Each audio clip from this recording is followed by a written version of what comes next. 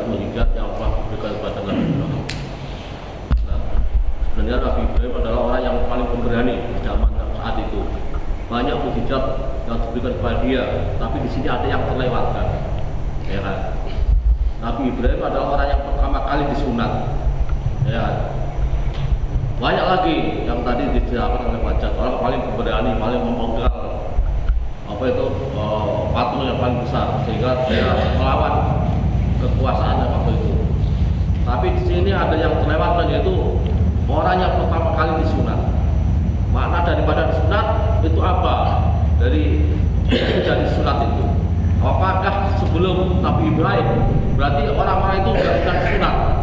Ya kan? Ini yang terlewatkan oleh Pak Jat. Nabi Ibrahim adalah nabi bapaknya para nabi. Antara Nabi Ibrahim sama Nabi Muhammad itu jaraknya sangat jauh sekali, iya kan? 3.500 tahun. Nah, tapi di sini yang dijelaskan malah pajak banyak mujizat daripada Nabi Muhammad dan juga yang begini. Jadi yang mestinya yang harus banyak dibicarakan di sini adalah tentang Nabi Ibrahim. Daripada mujizat segala macam itu banyak kisah Nabi Ibrahim, ya kan? Nah, tapi pajak di sini malah banyak berputar tentang Isra Mi'raj segala macam gitu kan. Nah inilah artinya di sini nggak fokus di sini, ya kan? Sebagai narasumber tentunya harus fokus, ya kan? Ini kritikan aja, ya kan? Insya Allah mudah-mudahan lebih baik lagi. Terima kasih. Assalamualaikum warahmatullahi wabarakatuh. Waalaikumsalam warahmatullahi wabarakatuh. Terima kasih Pak Suparman telah memberikan kabarnya. Dan salah satunya Nabi Ibrahim mencari Tuhan itu melihat matahari, bulan dan banyak segala dan untuk menyakinkan keyakinannya dia juga meminta sama Allah untuk memberikan gimana cara Allah menghidupkan makhluk yang sudah mati. Demikian. Dan sekarang kita ke Bapak Fauzi. Sengaja saya minggir biar Buya dulu. Assalamualaikum warahmatullahi wabarakatuh. Untuk kali ini saya sedikit benar-benar ngebelain karena padahal saya baru tidur tadi jam 2. Belain ngeliat Pajat karena udah lama banget ya. Udah lama nggak dengar suaranya. Tapi alhamdulillah waktu terakhir saya denger Pajat itu suaranya masih agak kurang kedengeran. Sekarang udah sampai ke belakang kedengeran itu suaranya. Ya mudah-mudahan dibarengi dengan orasi bacaan Al-Qur'annya gitu. Jadi bahasa Indonesianya jelas, orasinya bahasa itunya jelas. Jadi itu apa namanya? Lebih greget. Terus untuk selanjutnya informasi mungkin baliku yang akan datang, saya hanya menyampaikan informasi aja tadi karena saya nunggu Pak Koordinator udah keluar duluan. Ya mungkin yang akan datang dalam beberapa bulan ini kita pilih 4 orang untuk tampil setiap minggu. Jadi kita ambil 4 orang setiap minggu, dia harus tampil dan sudah menentukan fokusnya di khutbah atau kajian. Itu jadi 4 orang selama beberapa bulan, 2 atau 3 bulan ke depan, ya itu aja. Dan untuk tim penilainya kita jamaah mungkin untuk kedepannya agak berkurang berbicara karena nanti ada 4 pembimbing lagi yang akan menilai atau memberikan masukan dan saran-saran. Ya mungkin untuk Pak Ketua DKM melinearkan antara isi dengan dalil. Saya belum bicara dengan Pak Koordinator juga dengan Ustadz Kadri. Mohon diperbaiki bacaannya Ustadz untuk pembacaan dalil. Untuk Pajat juga kami minta untuk materi dengan umum ya, logika umum ya. Satu lagi saya belum bicara, ya mudah-mudahan nanti akan ini saya minta satu lagi untuk bahasa komunikasi. Ada Pak Haji. Pak Haji. Ya mungkin itu yang kedua, yang kedua nih. Tadi saya membahas mendengarkan Pak Jatmiko bahwa Nabi Ibrahim itu dahulu tidak memiliki referensi ya, berdasarkan pemikiran. Mungkin karena memang secara intelektual berbeda dengan kita ya.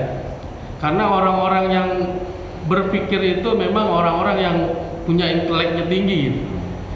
Nah, untuk zaman sekarang ini kita referensi udah banyak pun juga kalau salah memilih bahaya kan, repot. Nah makanya untuk itu Pak Jatmiko berikan kisi-kisinya bagaimana menentukan referensi.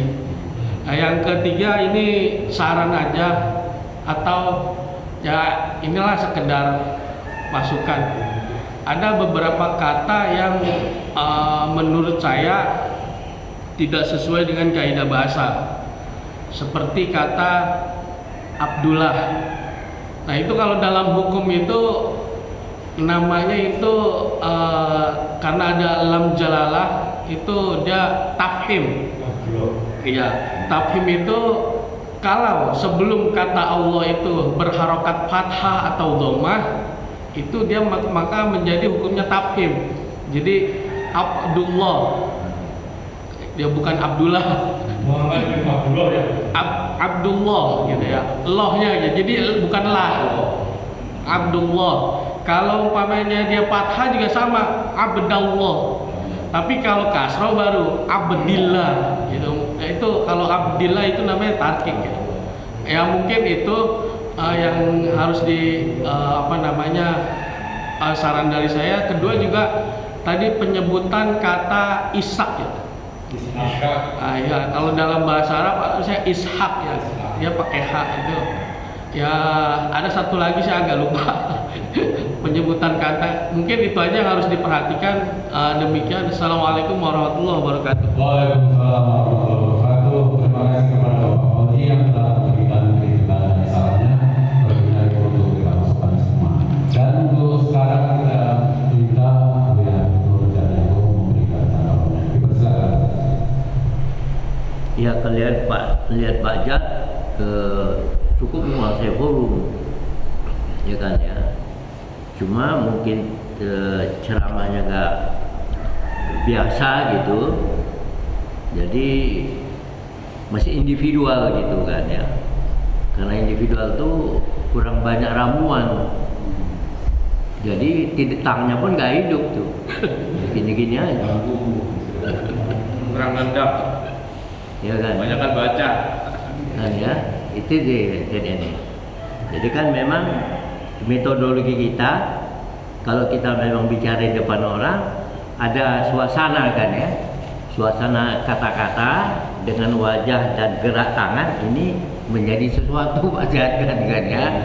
Ini karena wajah nggak biasa begitu, jadi masih terkekang gitu kan ya.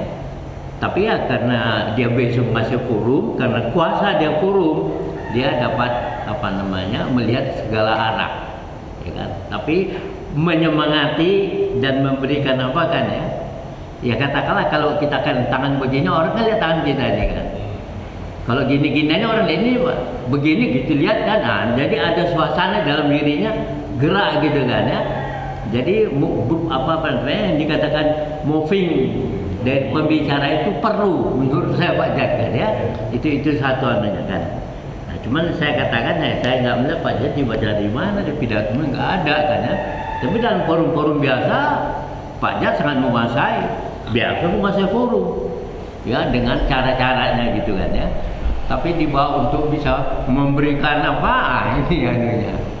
Pak Jat paculah mudah-mudahan Pak Jat dari pembicara yang bisa menyemangati kan ya. Segalanya bawa udah kuasai kan ya anunya itu kan ya. Nah, kemudian ya kedua isi itu Pak Jat menurut hemat saya anunya tinggi, informasinya kualitas tinggi kan ya. Ya. Tapi begitu mengkaitkan ke wahyunya, nah itu saya agak dari segi saya sanksi itu. Nah ini tadi kritik atau kan ya, pajak tinggi anunya, dapat ininya kan ya, ini begini, ini begini, ini begini. Cuma tadi apakah forum ini karena Bapak pindah di sini, pindah di sini, pindah di sini, tidak fokus dia, ya kan ya? Artinya apa dibawa pulang nanti? Kan gitu pertanyaannya. Ya, Bapak kasih 5 karena nggak matang gitu kan ya, dia pun nggak bisa menyimpulkan. Saya melihat seperti itu, ya kan ya. Ini satu juga kan ya. Ya kalau Pak Jat barangkali akan memberikan beberapa termin waktu, ya boleh-boleh saja. Jadi pikirkan juga dalam kesempatan yang terbatas apa yang bisa dibawa pulang oleh mereka. Kalau terlalu banyak, lagi pun dia pun susah. Jadi apalagi dia nggak mencatat, nah ini menjadi catatan menurut saya. Tapi ala kuliah Bapak memang bisa menguasai kan ya, menguasai ya kan ya. Cuman bahannya itu sendiri, bagi kita ini kan mau dibawa ini, kalau nggak terbawa atau terlalu banyak sempit dia kayaknya. Ya itu aja yang saya melihatnya kan. Ya komunikasinya bagus lah. Kan. Terima kasih. Terima kasih Bu dan Dago mengasihkan penjelasan saran, dan kembali kita ke Bapak Ustaz Kami Wali untuk memberikan saran dan kritiknya. Dipersilakan.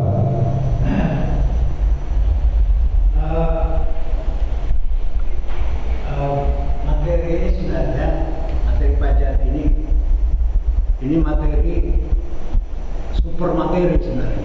Kalau saya bilang, kalau bilang materi super materi itu istilahnya itu master materi itu tadi itu terungkap. Jadi kalau kita belajar tentang peradaban itu full materi, cuman hanya poin-poinnya aja. Tadi diawali dengan peradaban, diawali dengan sejarah Ibrahim. Itu kalau itu dikemas itu tentang Ibrahim aja, berinteraksi dengan bapaknya tentang yang namanya patung. Itu mungkin sehari itu nggak akan selesai, karena poin demi poin ayat itu akan dikupas. Kenapa dia menghanguskan menghancurkan batu-batu yang ada di sekitar Ka'bah itu? Kenapa? Nah di sini sebenarnya literasi yang perlu betul-betul kita kuasai. Ini kayak literasi. Nah literasi itu bacaan itu memang harus kuat. Jadi makanya saya bilang materi pajak ini ini sebenarnya materi yang mungkin bahkan sampai hari ini, maaf, ustadz jarang punya daya dobrak dalam berpikir untuk menyampaikan itu, hampir nggak pernah. Siapapun ustadznya, terus terang aja. Jadi beliau ini kalau dikatakan profesor, lebih dari profesor. Jadi ini materi yang sudah super benar ini, super sekali. Cuman tadi itu beliau ingin mau ngasih semuanya, tapi jamaah begini kondisinya. Maaf, jamaah, ya maaf. Kondisi begini sayang punya ilmu begini, sayang sekali. Makanya saya udah mampu menerobos tentang apa yang diungkap oleh beliau tadi. Jadi, ya gambaran saya. Sampai hari ini siapapun ustadz, mau ustadz hari Minggu, materi ini belum mampu menjabarkan sama hebatnya dengan pajak. Walaupun hanya sekilas aja. Tadi 3 periode itu kalau di orang step by step itu terjelala orang. Ini yang dimaksud dengan dakwah dalam bentuk, coba sejarah itu munculkan itu. Kalau fokus, ya ini gudang ilmu beliau ini. Saya terus terang aja, bukan karena saya lihat wawasan dia dalam hal seperti sejarah 3000 tahun sebelum Masehi, peradaban Ibrahim seperti apa dia jelajahnya dia untuk menemukan ilahnya, menemukan tauhidnya. Jadi di situ aja tuh udah bergelut orang. Nggak gampang menemukan tauhid itu tanpa referensi tadi itu. Di sini kita nggak pernah nggak pernah ingin tahu tauhid itu apa. Sehingga maaf, tauhid kita hari ini kaleng-kaleng kita. Karena kita tidak merujuk kepada awalnya gitu kan. Makanya pernah saya sampaikan, ilmu tanpa tauhid batal. Semua ilmu batal tanpa tauhid. Berapa kali saya memandangkan. Itulah pencarian petualangan yang tidak akan pernah usai, yang tidak pernah akan habis. Nah itu. Cuman kitanya. Makanya tadi itu penjabaran, tadi hanya poin, mereka tabu ya poin-poinnya aja.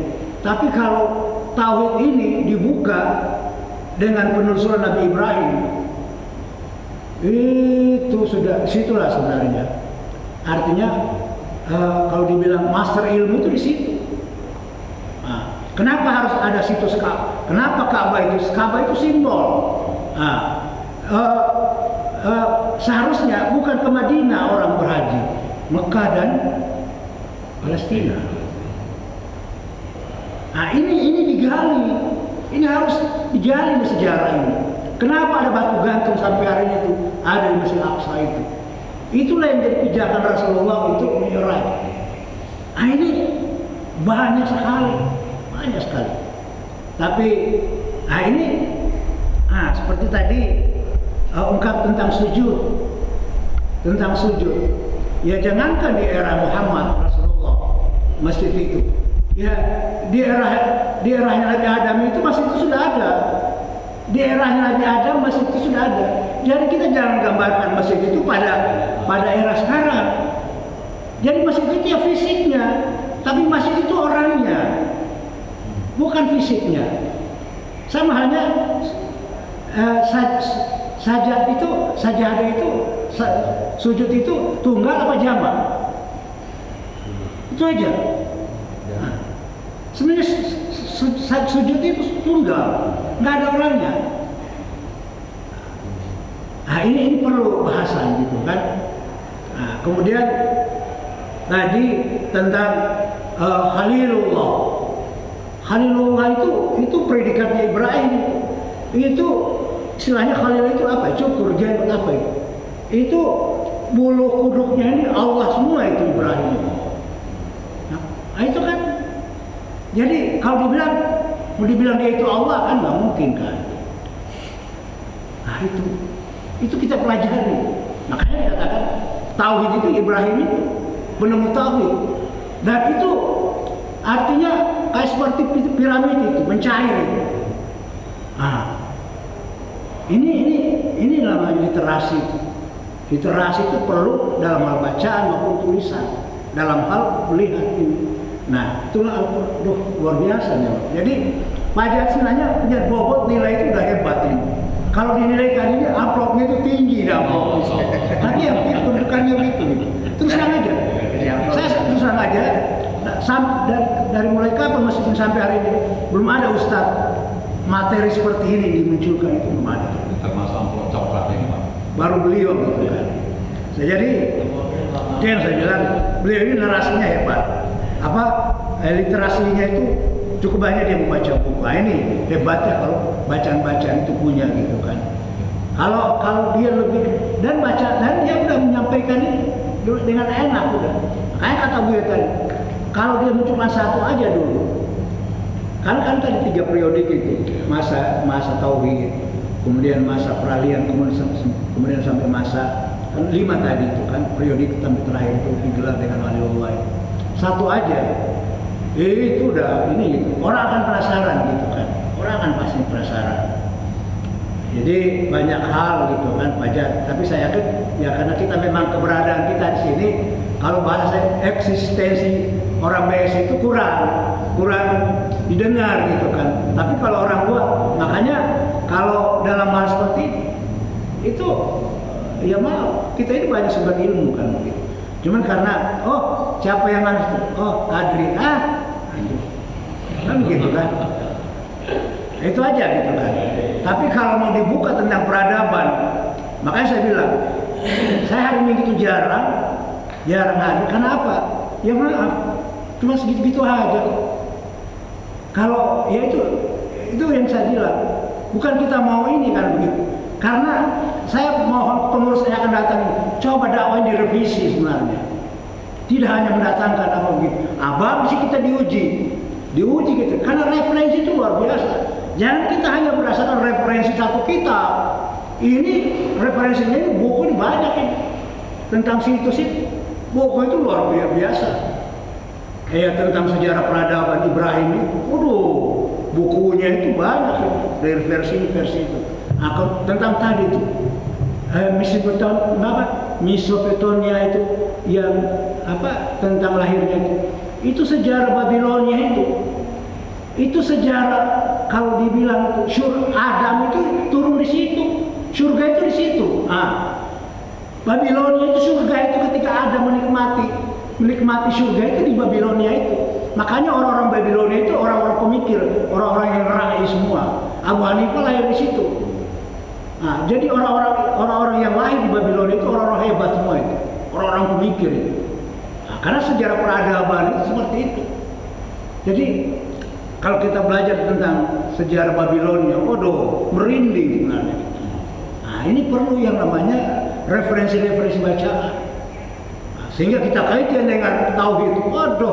Makanya dikatakan makana Yahudiya wala Nasraniya wa makana Muslim. Itu Muslim. Bagus itu. Berarti dari Firaun itu menjadi dia kayak seperti air itu. Itulah Islam. Baik. Ya itu aja. Saya menggigil gitu. Gemetar saya gitu kan dengan materi kan. Ya cukup. Terima kasih Pak Ustadz telah memaparkan tanggapan dan kritik saran-sarannya. Kita minta kepada Bapak Syekh Saifullah untuk memberikan tanggapan. Dipersilakan. Terima kasih. Assalamualaikum warahmatullahi wabarakatuh. Hari ini bagus sekali alhamdulillah dengan materi yang disuguhkan begitu asat kalau menurut saya. Banyak sekali yang saya petik dari apa yang disampaikan hajat pagi ini. Cuma yang sedikit menambahkan saja. Jadi memang banyak cerita-cerita Nabi Ibrahim alaihissalam begitu ini terhadap bapaknya. Walaupun bapaknya dia pencipta ataupun membuat patung segala macam, tapi tetap dia ke orang tua itu hormat. Ketika dia mengajak ke kebaikan aja, bahkan ya, kalau kamu masih ngajak saya untuk berdakwah ataupun kembali ke Tuhanmu, saya lempar kamu ke batu. Sampai segitunya. Tapi apa beliau Nabi Ibrahim alaihissalam? Apakah benci? Apakah dendam dengan orang tua? Tidak. Malah saat itu beliau Robi. Jadi ampunilah, ya Allah, ampunilah orang tua saya. Itu. Kedua, kemudian di dalam Al-Quran ada ya nuri bardau, ya naru bardau wassalamun ala Ibrahim. Jadi diminta dingin ketika mereka berreporia bersorak-sorai bahwa letak itu tulangnya Ibrahim itu hancur kata mereka. Setelah mereka buat, padahal itu yaitu tadi dengan izin Allah dingin semuanya. Itu bukan suatu keanehan buat mereka. Kok bisa seperti itu? Kemudian kita petik juga orang yang lama tidak punya anak, ya kan? Tidak makan, punya anak. Ketika punya anak perintah untuk disembelih. Masya Allah, sulit itu Pak. Punya anak lama tidak punya anak, ketika punya anak disuruh sembelih lah. Bagaimana subhanallah? Wajar, ya itu sebagai nabi, sebagai bapaknya nabi, ya kan? Maka di dalam Al-Qur'an, di dalam sholat aja di situ bersanding dengan Rasulullah. Allahumma sholli ala sayyidina Muhammad wa ala ali sayyidina Muhammad, ya kan? Kama sholli ta'ala sayyidina Ibrahim. Kenapa Nabi Ibrahim bukan yang lain? Ini mungkin di situ. Kira-kira itu aja Pak. Maaf, terima kasih. Terima kasih Bapak Syekh Saifullah. Terakhir kita minta mungkin ketua koordinator kita untuk memberikan tanggapan kepada Pak Hakim dipersilakan. Assalamualaikum warahmatullahi wabarakatuh. Waalaikumsalam. Alhamdulillah pagi ini Maju. kayaknya udah lancar penyampaiannya, ketegasannya. Dan kalau masalah materi jadi yang lebih paham. Suaranya Buat dikit. Maju. Kalau tadi judulnya, kalau temanya adalah warisan. Ya, warisan itu sebaiknya banyak mengarah tentang warisan-warisan yang telah ditinggalkan oleh Nabi Isa alaihissalam. Ya, salah satunya kali yang sudah pernah ke Mekah atau kota suci itu melihat Ka'bah. Jadi yang lainnya harus saya paparan juga pada lagi. Seperti alhamdulillah hari ini atau zaman sekarang nggak ada warisan yang turun oleh umat Islam menjadi anaknya. Jangan sampai ada gitu. Mungkin itu saja. Namun beberapa mereka itu. Waalaikumsalam warahmatullahi wabarakatuh. Terima kasih baik tanggapan dan sarannya. Pak Firdaus mungkin memberikan tanggapan di bersama. Ya, assalamualaikum warahmatullahi wabarakatuh. Ya, baca Waktunya udah habis.